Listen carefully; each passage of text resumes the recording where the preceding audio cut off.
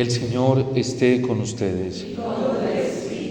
Lectura del Santo Evangelio según San Marcos.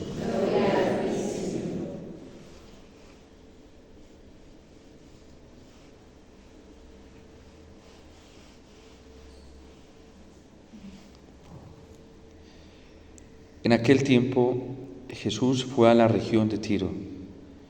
Entró en una casa procurando pasar desapercibido, pero no logró ocultarse. Una mujer que tenía una hija poseída por un espíritu impuro se enteró enseguida, fue a buscarlo y se le echó a los pies. La mujer era pagana, una fenicia de Siria, y le rogaba que echase el demonio de su hija. Él le dijo: deja que se sacien primero los hijos. No está bien tomar el pan de los hijos y echárselo a los perritos. Pero ella replicó: Señor, pero también los perros debajo de la mesa comen las migajas que tiran los niños. Él le contestó: anda, vete, que por eso que has dicho, el demonio ha salido de tu hija. Al llegar a su casa, se encontró a la niña echada en la cama. El demonio se había marchado.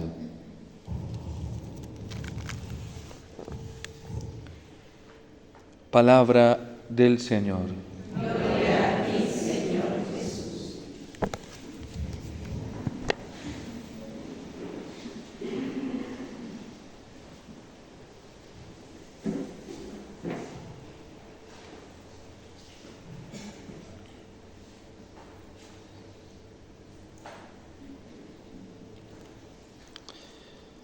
Hoy podemos ver cómo la división de un corazón consigo mismo y con Dios ocasiona tanto daño. De aquí se desprende en la historia de la salvación un daño grandísimo para todo el pueblo de Israel, que es la división de la nación. Y el autor sagrado, con toda la intencionalidad y claridad, quiere decirnos cómo el pecado es la fuerza corruptora que divide al hombre primero con Dios, lo aparta de Dios. Sabemos por lo que la Sagrada Escritura nos enseña y la misma tradición de la Iglesia, que el pecado grave rompe ipso facto, en el mismo acto, la comunión con Dios y se crea una división inmediata con Él. Y cuando el hombre rompe esta comunión con Dios, inmediatamente rompe la comunión consigo mismo y comienza a destrozarse a sí mismo. Y luego viene la división con los demás y con la naturaleza. No en vano, los papas, ahorita el Papa Francisco con mayor énfasis, nos va haciendo esta advertencia y el llamado a una conversión ecológica, pero no es solamente una conversión ecológica, es la conversión del corazón del hombre a Dios para que llegue a estar en armonía con todo lo demás y consigo mismo. ¿Por dónde empezó este pecado de Salomón? Empezó por el desánimo que comenzó a crecer en su corazón frente a la escucha de la palabra de Dios. Mientras el corazón del rey estuvo atento a la palabra de Dios y lo escuchaba con constancia y con permanencia, el rey era fiel y estaba bien orientado hacia Dios. Pero cuando comenzó a descuidar esa escucha de la palabra de Dios, a desatender los mandamientos de Dios y a ponerse a escuchar otra voz, a lo mejor se puso a escucharse a sí mismo. El corazón se le comenzó a desviar poco a poco, hasta advertir hoy el autor sagrado que el Señor le advirtió 2 veces de lo que estaba haciendo y no hizo caso.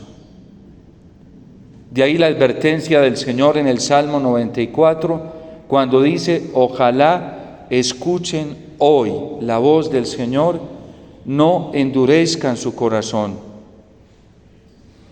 Cada que el hombre comienza a desatender la palabra del Señor, a descuidar esa escucha, esa meditación, esa lectura de la palabra del Señor, de la Sagrada Escritura, se va llenando de otras voces, de la voz de sí mismo y de la voz del mundo. Y poco a poco comienza a irse distanciando de Dios y a irse detrás de esas otras voces, porque tenemos que escuchar algo.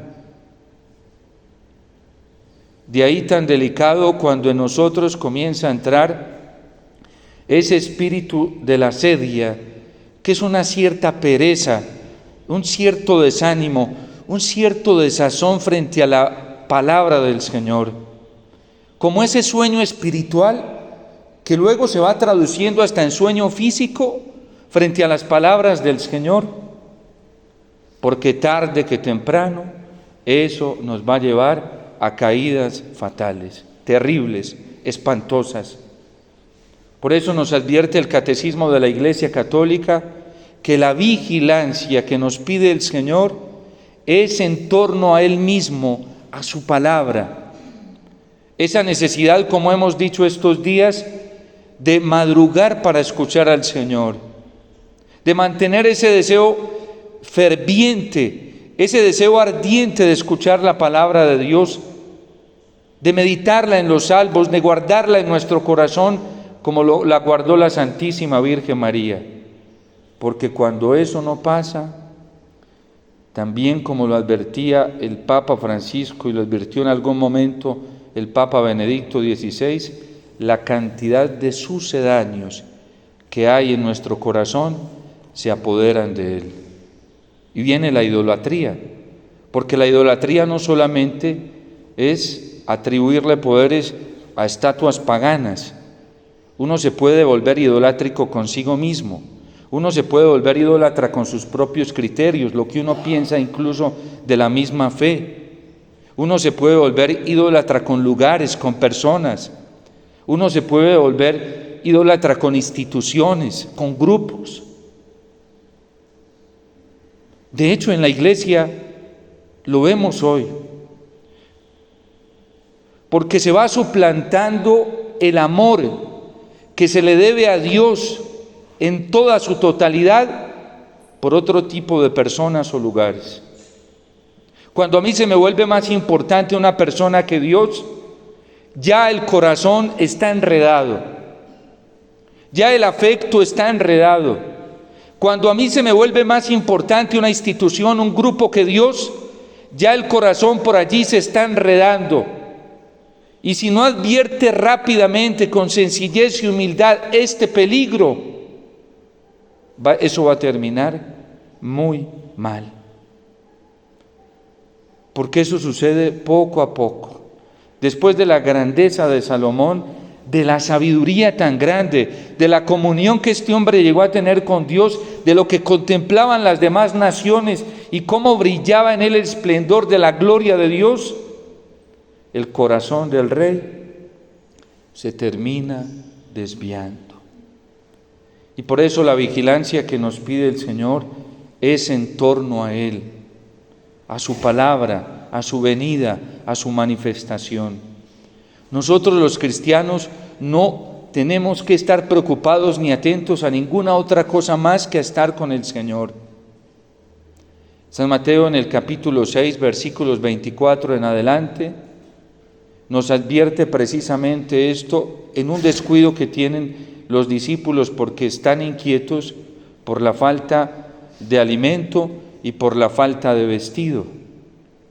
Y el Señor percibe esto, lo advierte y comienza a enseñarles: miren las aves del cielo, miren los lirios del campo, busquen el reino de Dios y su justicia, y todas las demás cosas se les darán por añadidura.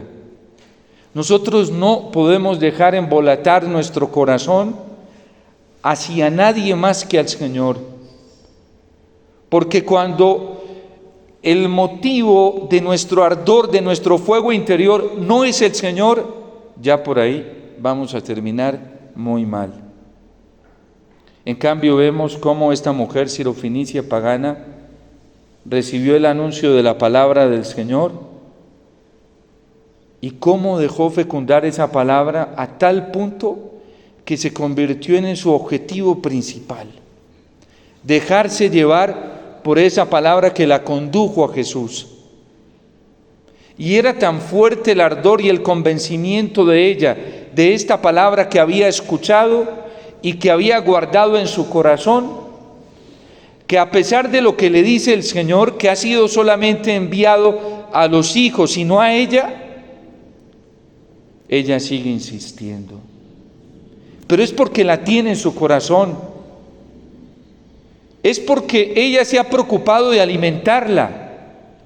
Es porque ella no se ha dejado arrebatar por el pesimismo, por las amenazas, por los sucedáneos, la promesa de esta palabra. Y seguro que no la escuchó una sola vez. Se la tuvieron que comunicar varias veces. Y ella sacaba tiempo, prestaba atención, la guardaba con rigor en su corazón. Y esta palabra produjo fruto, porque trajo la curación de su hija, la liberación de su hija y el descanso para su vida.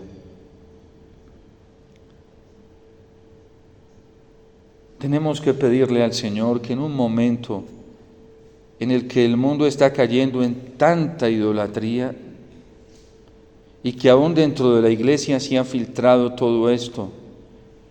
Ayer decía el prefecto para el dicasterio del clero en un evento internacional que se está realizando en Roma para todos los sacerdotes, una cosa muy dolorosa,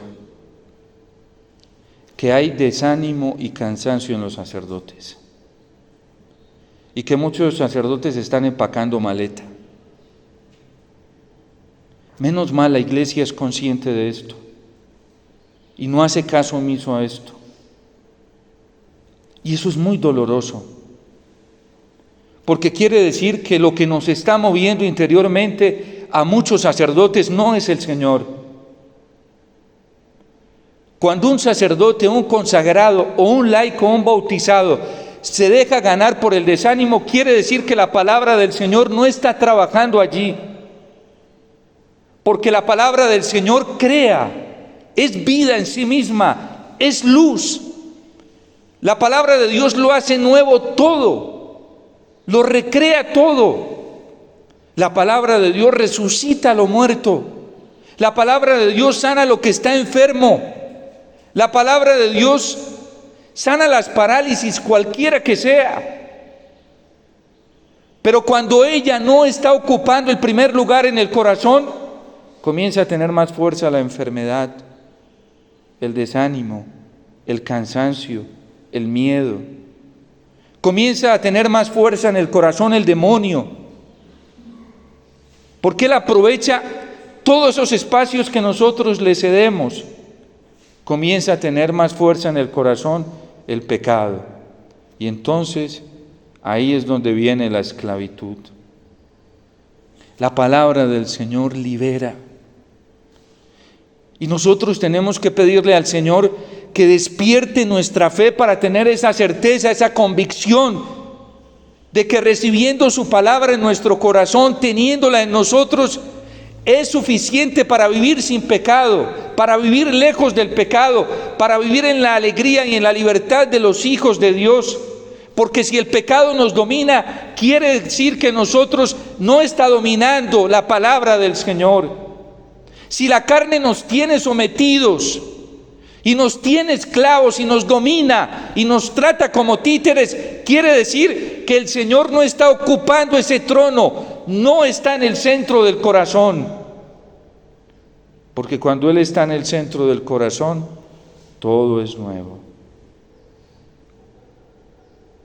Y entonces el corazón comienza a soñar con el cielo, con la vida eterna, con la santidad, con la perfección, con Dios. Pero cuando eso no pasa, quiere decir que la palabra no está logrando los efectos en el corazón. Y eso puede pasar, como hoy nos lo advierte el mismo testimonio del rey Salomón. Cuando Salomón dejó de escuchar al Señor, dejó de buscarlo a Él todos los días, constantemente, porque la vigilancia no es de días. La perseverancia y la fidelidad que el Señor nos pide no es de horas, es de todo momento, de cada instante, porque en milésimas de segundo el corazón se nos puede desviar, se nos puede ir para otro lado. Y por eso, como bien lo advierte San Pablo, el que crea estar en pie, que cuide de no caer. La única seguridad que nosotros tenemos es el Señor, la única. En este mundo no tenemos otra seguridad diferente al Señor. Y cualquier otra promesa que se nos haga solo encuentra su validez y su fuerza cuando coincide con la promesa del Señor. Por eso todos los prometeos de este mundo han ido cayendo poco a poco y van a seguir cayendo. Y por eso la desilusión humana hoy es más alta. La cantidad de gente que tiene desequilibrios psíquicos hoy es terrible, porque la gente ha llegado a unos niveles de desequilibrio emocional porque tenía su esperanza puesta en lo que no la debía tener puesta. Y como todo eso está cayendo, pues se caen todas las seguridades. Pero cuando el corazón humano está puesto en el Señor, las emociones están orientadas hacia el Señor, toda nuestra voluntad está orientada hacia el Señor, viene el equilibrio de toda la persona humana, su salud integral, empezando sobre todo por la más delicada, que es su salud psíquica. Porque al fin de cuentas es la salud que le da equilibrio también a todo el cuerpo y a toda la persona. Por eso pidámosle al Señor que nosotros que busquemos su palabra, que la busquemos todos los días, que vayamos a la Sagrada Escritura, que vayamos a la Biblia constantemente queriendo escuchar al Señor, que oremos todos los días buscando esa palabra del Señor para que nos pase lo de esta mujer serofinicia, que de tanto escuchar al Señor se le prendió el corazón y se le llenó de esperanza y salió corriendo a buscar a Jesús e insistió estando donde Él. Para eso le alcanzó esa fe que se despertó en ella como un fuego de tanto escuchar la palabra del Señor. Y luego alcanzó a obtener la liberación. Hoy, por ejemplo, mucha gente vive en medio de infestaciones demoníacas a través del ocultismo, pero muchísimas personas. Los exorcistas, donde hay exorcistas, ya no dan abasto. ¿Por qué el demonio está teniendo tanto control en la persona humana? ¿Por qué está teniendo tanto control y dominio en sus pensamientos? ¿Por qué está teniendo tanto control en la voluntad de las personas y en las pasiones? O sea, en los sentimientos de las personas. ¿Por qué? Si donde Jesús llegaba, el demonio se iba. Y con una sola palabra de su boca lo derrotaba. Calla y sal de ese hombre, inmediatamente salía. Una sola palabra tuya bastará para sanarme, le dice el jefe de la sinagoga al Señor. Es que la fe ha decaído y las certezas de la fe han decaído. ¿Cómo es posible que hoy en la iglesia no se crea, por ejemplo, en la eficacia del celibato sacerdotal y la posibilidad del celibato sacerdotal en una fidelidad gozosa? en la vida celibataria y en la castidad consagrada. ¿Cómo es posible eso? Y que se estén buscando otro tipo de soluciones. Es que hemos perdido la fe. Cuando tenemos multitud de santos, nubes de testigos de que el celibato sacerdotal y la castidad consagrada, la pureza sexual y afectiva, no solamente es posible, sino que es hermosa, porque santos y santas que la han vivido de una manera gozosa, plena, fiel al Señor. ¿Cómo es posible que hoy nos esté costando tanto creer en la posibilidad de una vida pura y casta, cuando es lo que nos ofrece el Señor a todos? ¿Cómo es posible que en la vida matrimonial se estén viviendo cosas tan dolorosas, tan terribles, desórdenes afectivos dentro de la misma vida matrimonial, de personas católicas que se confiesan creyentes, cuando hay testigos, y hay una nube de testigos a lo largo de la historia de la iglesia, de matrimonios santos, matrimonios bellísimos, que alcanzaron al Señor? Porque cuando la fe ya no está, se pierde la ilusión y la esperanza de vivir una vida así. Porque cuando la fe se ha apagado, ya no hay ilusión, ya no hay sueño por estas cosas. Ya no hay ánimo para buscar esto, para luchar por esto. Ya no hay gozo, ese gozo sobrenatural del Espíritu Santo para vivir en la fidelidad al Señor. Y es el llamado que el Señor nos está haciendo, porque todo es posible para el que tiene fe. Si la Virgen no hubiera creído que Dios por su palabra podía engendrar un niño en su vientre sin la participación natural del hombre, eso no hubiera sido posible. Pero ella creyó antes de ver, porque sabía que la palabra que ella estaba escuchando no la defraudaba. Y cuando le dijo, no tengas miedo, ella vencía sus miedos repasando constantemente esta palabra. ¿Cómo es posible que nosotros hoy nos hayamos conformado a vivir en la enfermedad, cualquiera que sea? Cuando vemos los testimonios del Evangelio, cómo curaba toda enfermedad. San Marcos dice que de toda clase de enfermedades curaba el Señor. Físicas, espirituales, psíquicas.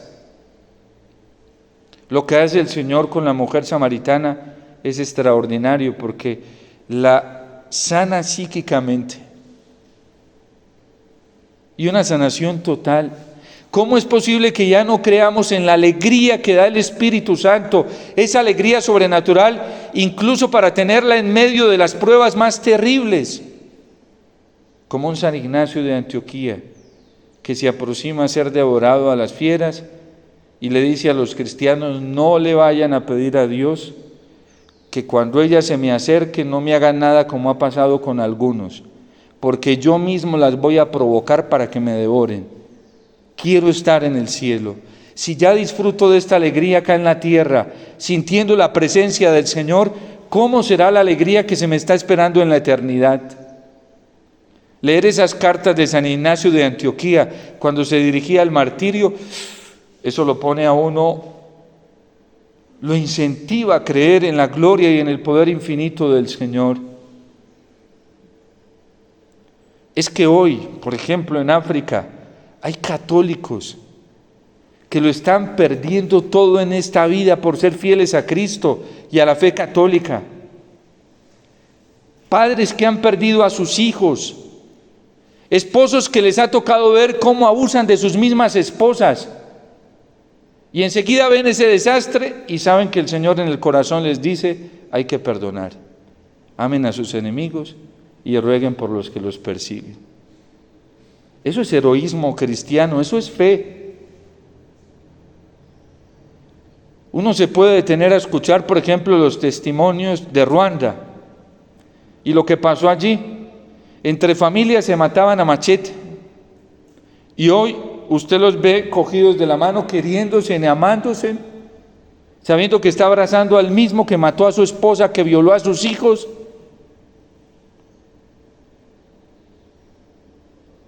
Es que la fe es capaz de hacer eso y muchísimo más. Pero cuando la fe se pierde, a nosotros nos viene el descontento y el desconsuelo, el desánimo y el pesimismo por las cosas altas, por los proyectos elevados. Santa Laura Montoya, todos los días oraban por un señor, ella no sabía, y el amor con que lo hacía, la mamá la sorprendió tanto que un día le preguntó: ¿y esta persona por la que oramos con tanto amor y fervor quién es? Hijita, fue quien mató a tu papá. Y ahí aprendió ella que a los enemigos había que amarlos y amarlos de verdad, y amarlos con alegría, y amarlos con el corazón.